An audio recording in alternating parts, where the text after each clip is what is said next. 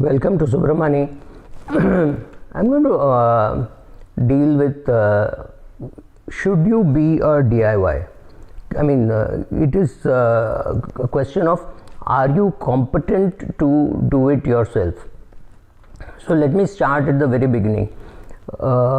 When you are planning your own finances, it is far, far beyond just being able to pick up the right shares or the right mutual fund schemes. It goes beyond that. It means you know how to make your financial plan. You have it written down. You know everything about asset allocation. You know about when to remove the money from one scheme and put it into another, which means a tactical asset allocation. You know retirement planning. You know succession planning. You know how to make a will, and you have dealt with all the nominations of your bank, of your building, of your insurance policies, etc.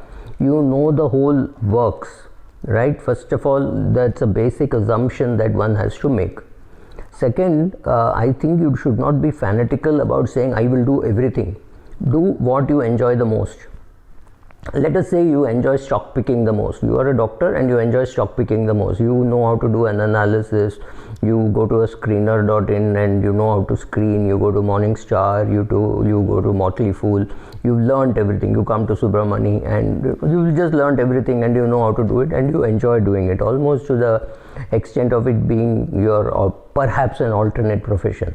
If you have brought those kind of skills to yourself, to your life, then you should. However, there is always a mid path. You say, I will hire somebody to make the plan. I will hire somebody to choose which mutual funds, or I will put in an index and all that. I will just do stock picking, which is 30% of my money, or 70% is in equity stocks, or 70% is as the financial planner has advised, I have invested. However, in direct equity, I will not hire anybody. I will do it myself.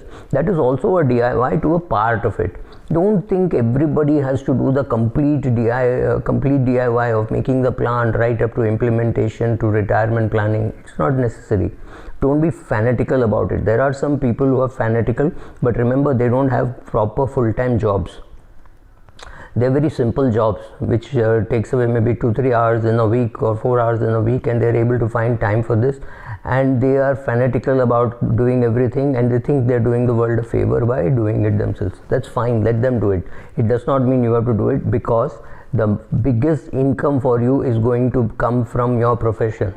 Suppose you're a doctor and you're earning 5 crores a year or 7 crores a year. That is where you have to concentrate. Don't try to save another 2 lakhs of advisor fees, because that time spent in your profession, you could perhaps earn 25 lakhs.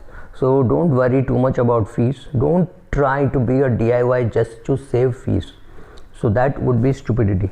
Second, you find the whole process very interesting and very intriguing, and you don't mind spending Sunday afternoons and Saturday afternoons seeing what you're doing and what is risk and what is return and what is success returns. Those kind of, you know how to do all those analysis. You have fun doing it, and therefore you're doing it. You form clubs.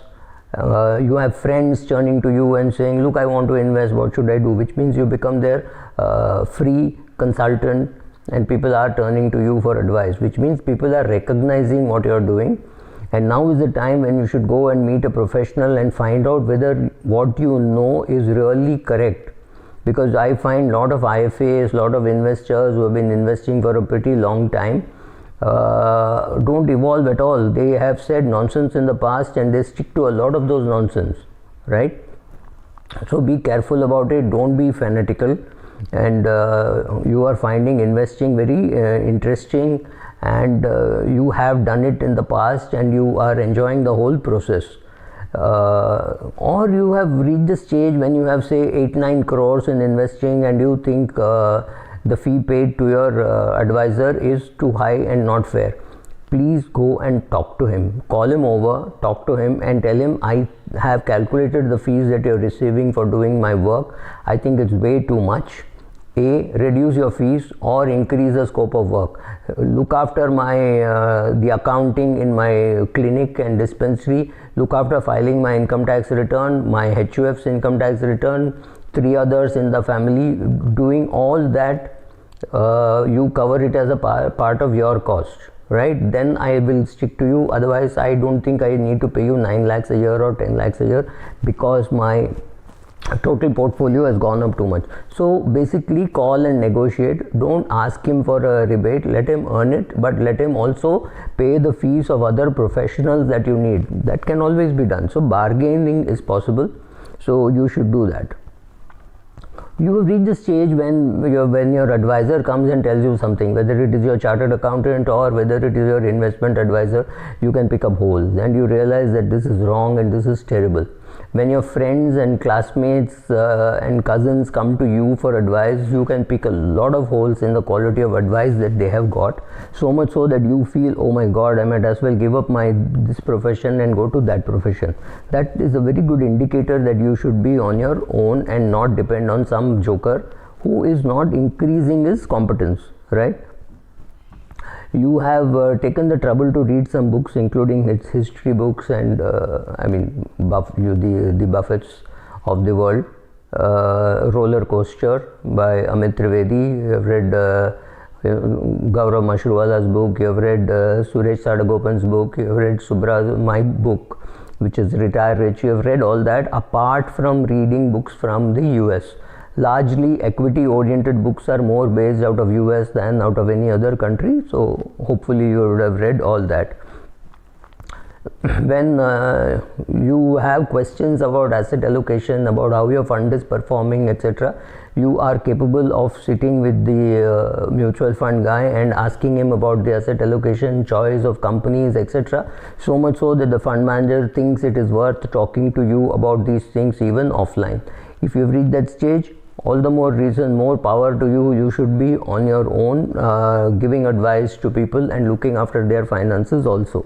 Why just your own? Why just be a DIY? Why not include DIY for friends and relatives, right?